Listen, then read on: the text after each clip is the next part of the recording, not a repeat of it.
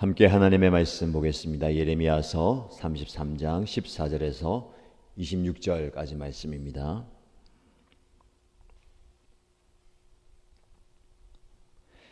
오늘 저와 여러분들이 함께 묵상할 말씀은 예레미야서 33장 14절에서 26절까지입니다. 우리 함께 읽겠습니다. 나 주의 말이다. 보아라, 내가 이스라엘 가문과 유다 가문에 약속한 그 복된 약속을 이루어줄 그날이 오고 있다. 그때 그 시각이 되면 한 의로운 가지를 다윗에게서 돋아나게 할 것이니 그가 세상에 공평과 정의를 실현할 것이다. 그때가 오면 유다가 구원을 받을 것이며 예루살렘이 안전한 거처가 될 것이다. 사람들이 예루살렘을 주님은 우리의 구원이시다 하는 이름으로 부를 것이다. 나 주가 말한다. 이스라엘 민족의 왕좌에 앉을 사람이 다윗에게서 끊어지지 않을 것이다. 레위 지파의 제사장 가운데서도 나에게 번제물을 바치며 곡식제물을 살라 바치고 희생제물을 바칠 사람이 끊어지지 않을 것이다. 주님께서 예레미야에게 이렇게 말씀하셨다. 나 주가 말한다.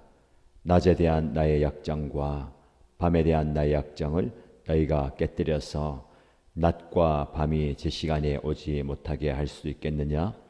그런 일이 있을 수 없다면 나의 종 다윗에게 세운 나의 언약도 깨지는 일이 없고 다윗에게도 그의 왕좌에 앉아서 다스릴 자손이 끊어지는 일이 없고 나를 섬기는 레위 지파의 제사장들에게 세운 나의 언약도 깨지는 일이 없을 것이다. 셀 수 없이 많은 하늘의 별처럼 청량할 수 없이 많은 바다의 모래처럼 내가 나의 종 다윗의 자손과 나를 섬기는 레위 사람들을 불어나게 하겠다. 주님께서 예레미야에게 이렇게 말씀하셨다. 너는 이 백성이 주님께서는 자신이 택하신 두 족속을 버리셨다고 말하는 것을 듣지 못하였느냐? 그래서 사람들이 내 백성을 멸시하고 다시는 나라를 이루지 못할 것으로 여기고 있다. 나 주가 말한다. 나의 주야의 약정이 흔들릴 수 없고 하늘과 땅의 법칙들이 무너질 수 없는 것과 마찬가지로 야곱의 자손과 나의 종 다윗의 자손도 내가 절대로 버리지 않을 것이며 아브라함과 이삭과 야곱의 자손을 다스릴 통치자들을 다윗의 자손들 가운데서 세우는 나의 일도 그치지 않을 것이다. 이제는 참으로 내가 이 백성을 불쌍히 여겨서 그들 가운데서 포로가 된 사람들을 돌아오게 하겠다. 아멘. 오늘도 우리에게 주시는 하나님의 말씀을 통해서 영적 깨달음을 얻으시고요. 또 말씀을 통해서 참 소망을 발견하는 복된 시간이 되기를 축복합니다. 예레미야 30장에서 33장까지의 말씀이 오늘 마무리가 됩니다. 그동안의 예레미야는 하나님의 말씀을 받아서 이스라엘의 징계와 심판과 멸망을 예언했습니다. 그러나 이 징계와 심판과 멸망은 그냥 끝나는 것이 아니고 그들의 회복과 구원을 위한 과정입니다. 하나님의 징계를 받고 하나님의 심판과 멸망의 그 과정을 통과해서 하나님은 그들을 다시 회복시켜 주신다. 구원을 주신다라는 말씀입니다. 그 말씀이 30장에서 33장까지 이어지고 오늘 마무리되면서 하나님 다시 내가 너희에게 약속한 이 말씀을 반드시 이루겠다라고 확정하십니다. 하나님은 신실하신 분입니다. 신실하다라는 것은 하나님이 한번 말씀하신 것은 어김없이 반드시 지키신다라는 겁니다. 사람은 인생은 연약하기에 그 말한 것을 번복하고 말한 것을 지키는 것이 쉽지 않습니다. 하루에도 마음이 널뛰는 것처럼 요동치는 것이 우리의 모습이죠. 그러나 하나님의 약속은 반드시 이루어집니다. 14절 말씀에 나 주의 말이다. 보아라, 내가 이스라엘 가문과 유다 가문에 약속한 그 복된 약속을 이루어 줄 그날이 오고 있다.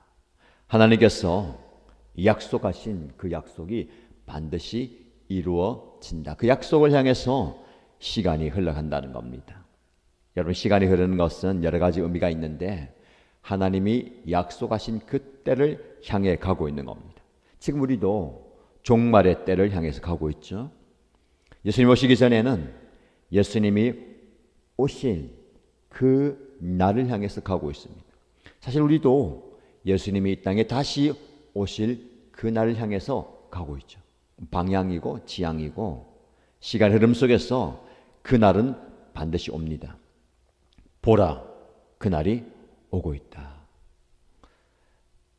경각심을 일으키는 말씀입니다. 자신의 삶의 자리에서 자신의 환경과 상황에 매몰되어서 주변을 돌아보지 못하는 그 사람을 향해서 보라, 그날이 오고 있다. 정신을 차리고 깨어라는 겁니다. 사실은 이 말씀은 이 당시 예레미야를 통해서 이스라엘 백성에게 주실 말씀인 동시에 오늘 종말을 살고 있는 저와 여러분에게 주시는 경고와 그 알람의 말씀입니다.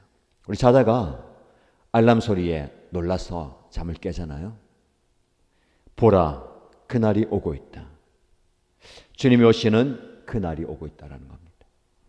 15절 이하의 말씀에 그때 그 시각이 되면, 그날이 오면 한 의로운 가지를 다윗에게서 돋아나게 할 것이다. 그 의로운 가지, 그가 세상의 공평과 정의를 실현할 것이다. 메시아 예수 그리스도에 대한 예언입니다. 한 의로운 가지가 다윗에게서 나게 될 것인데 그가 이 세상에 공평과 정의를 실현할 것이다. 예수의 오심을 예언하는 것이죠.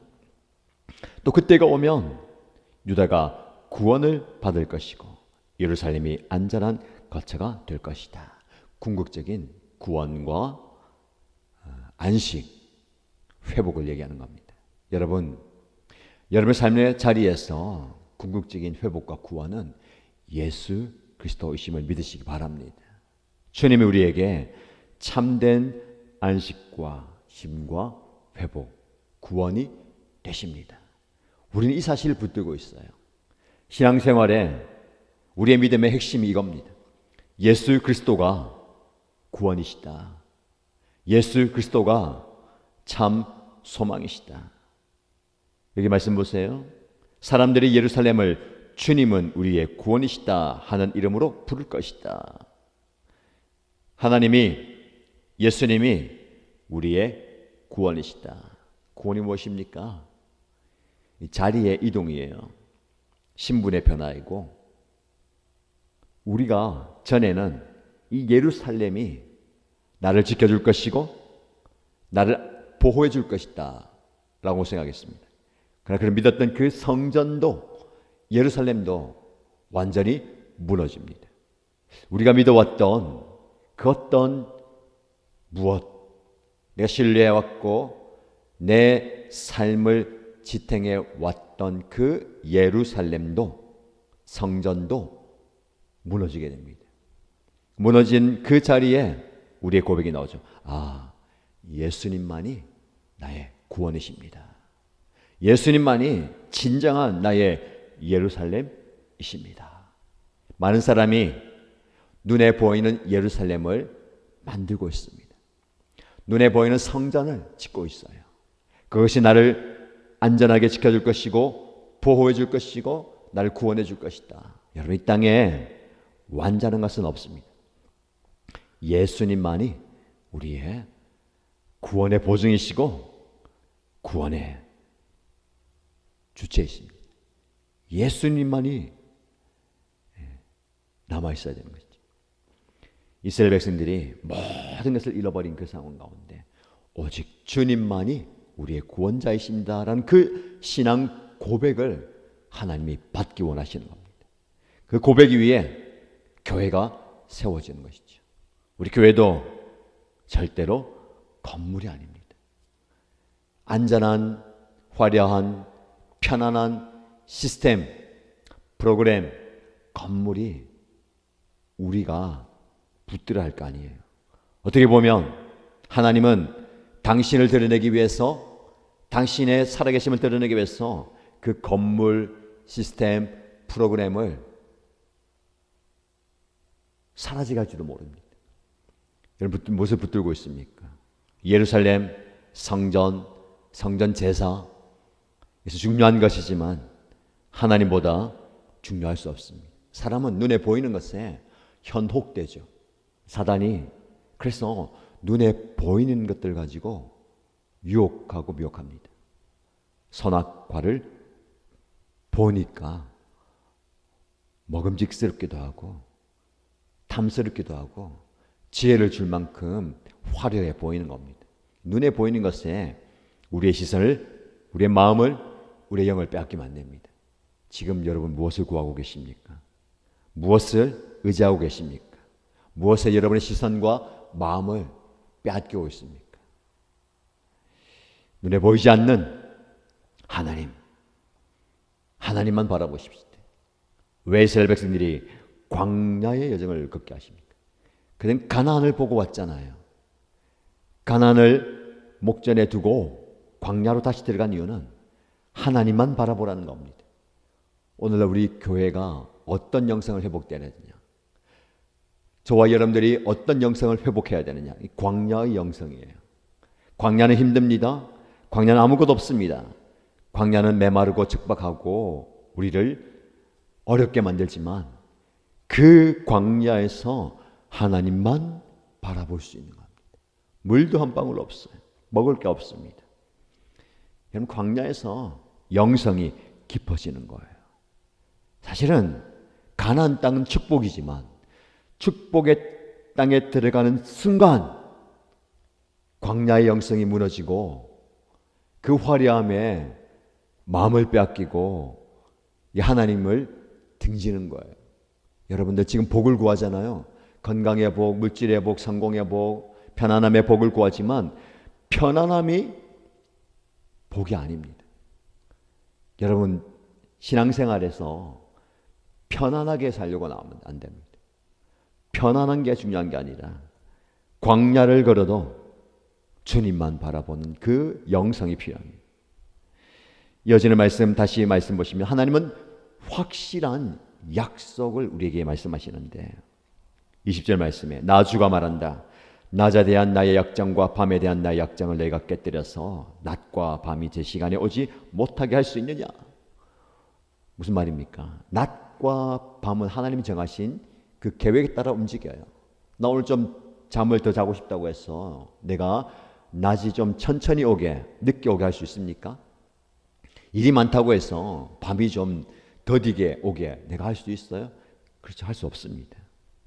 25절 말씀에 나 주가 말한다. 나의 주야의 약장이 흔들릴 수 없고 하늘과 땅의 법칙들이 무너질 수 없는 것과 마찬가지로 하나님이 정하신 주야, 낮과 밤의 약정, 약속과 하늘과 땅의 법칙들은 내가 정하는 것이다. 너희가 상관할 거 아니다라는 겁니다. 이것을 건드릴 수 없고 이것을 누구도 바꿀 수 없는 것처럼 야곱의 자손과 나의 종 다윗의 자손도 내가 절대로 버리지 않을 것이다. 하나님이 자연을 봐라. 자연의 법칙과 이 우주의 질서를 보아라. 너희가 어떻게 할 수가 있느냐. 이것을 만든 이가 나인데 내가 너를 절대로 버리지 않을 것이다. 여러분 자연을 보면서 하나님의 약속을 붙들어야 됩니다. 내가 너를 사랑한다. 내가 너를 절대로 버리지 않을 것이다. 여러분 우리는요 이 연약한 이 손 가지고 뭔가 붙들려고 하고 있어요.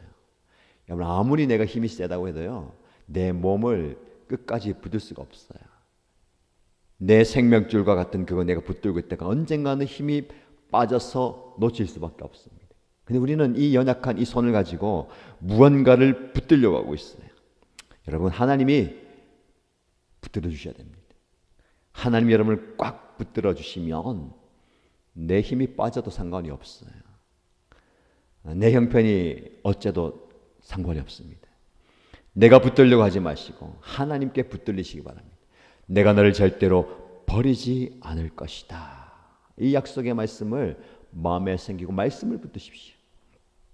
말씀을 붙들면 말씀이 여러분들을 붙들어 주실 겁니다. 이 백성을 불쌍히 여겨서 그들 가운데서 포로가 된 사람들을 돌아오게 하겠다. 하나님의 약속입니다. 이것은 땅을 회복시켜주는, 잃어버린 소유를 돌려주는 것 이상 구원을 말하는 겁니다. 하나님의 구원이 우리에게 임하는 것, 그 구원의 날이 오고 있다. 이 은혜가 우리에게 넘치고, 이 은혜가 아직도 이 은혜를 모르는 사람들에게도 전달되고 선포되고 전해져야 될 줄로 믿습니다. 여러분, 내가 붙들려고 하지 마시고 하나님께 붙들린 삶을 살아가는 저와 여러분 되시기를 주님의 이름으로 축복합니다.